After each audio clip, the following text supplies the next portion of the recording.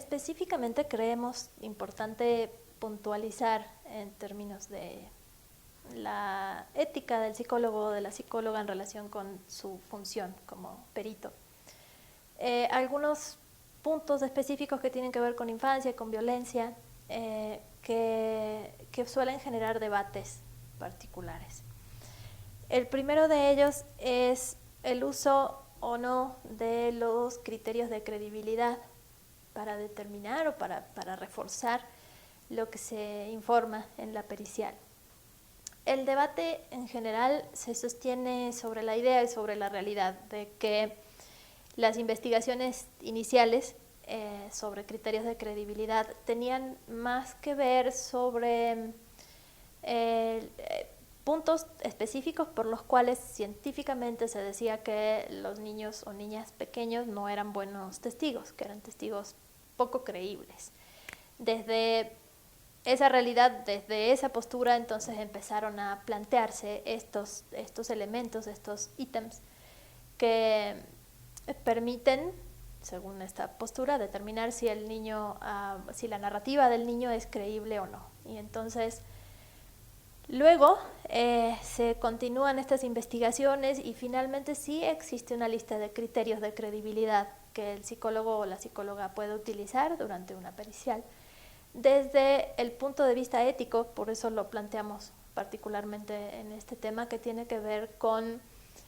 se vinculan con características específicas del desarrollo de niñas y niños, y en ese sentido sí pueden ser buenos criterios para reforzar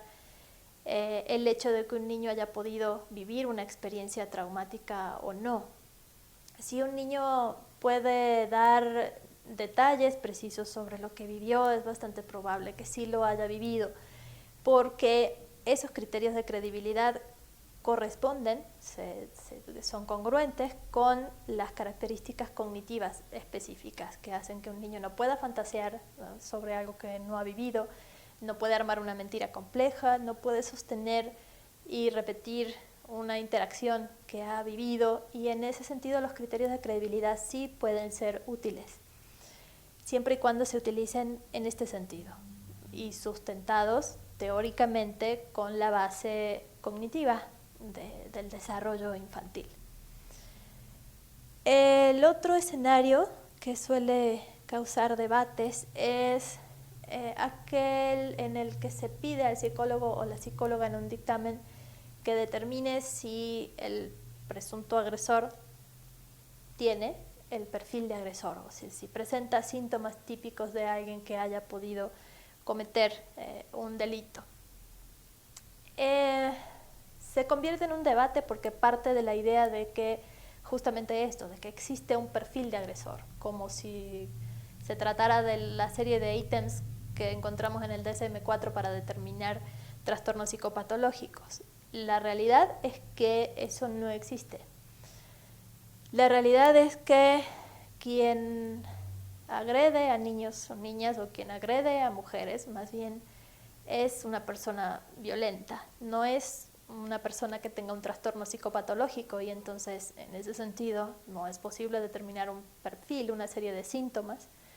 o de elementos que puedan ser verificables como un checklist, sino más bien hay que partir éticamente de este conocimiento básico. Quien agrede en realidad está haciendo ejercicio de su poder, está siendo violento, y eso no es un cuadro psicopatológico. Eso se comprende teniendo información específica sobre la violencia, sobre nuestro contexto violento, sobre cómo ocurren, cómo se reproduce la violencia, cómo quien tiene más poder la ejerce contra quien tiene menos poder, y cómo son las dinámicas al interior de las familias. Entonces, sí existe la realidad de quien, por tener un conflicto con su cónyuge, sea este hombre o mujer, puede manipular, puede agredir, puede volverse violento con los hijos o las hijas. En el caso específico de violencia sexual, la enorme mayoría de los casos ocurre cuando un padre ejerce violencia sexual contra sus hijos, y hay enorme cantidad de casos en los que de lo que se trata finalmente es de ese ejercicio de violencia, en el que si existe un conflicto entre los adultos, este conflicto deriva y se canaliza por parte de quien ejerce violencia contra su hijo o su hija.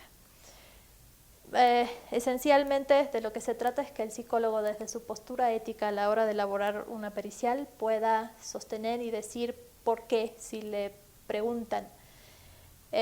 si esa persona tiene las características del perfil típico de agresor, pueda explicar que eso no existe y que más bien pueda remitirse a la explicación de qué es la violencia, cómo se ejerce, y en ese contexto entonces cómo se explican las características o la dinámica psicológica del adulto que esté evaluando.